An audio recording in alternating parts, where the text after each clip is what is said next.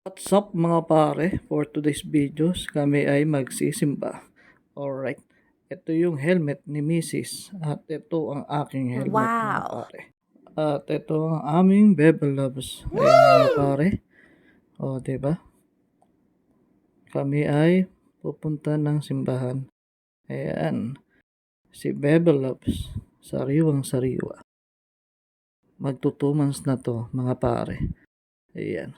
At ito na nga, kami ay paalis na. O, di ba mga pare?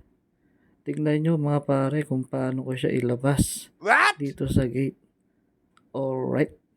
At ayun na, nakabili rin kami ng top box. Wow! Siyempre, bago to. Kailangan bilhin na natin yung dapat na para sa kanya. Isagad na natin mga pare. Isagad na natin yung gastos. At ito rin, ang ating helmet. Ayan. Papasalamat ako kay Facebook. Nakasahod tayo. Wow! Ayan. O, diba?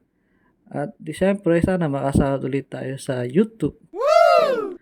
Naka-ready na. Nakapag, na tayo, mas. At ito, palis na kami mga pare. O, diba? Ayan.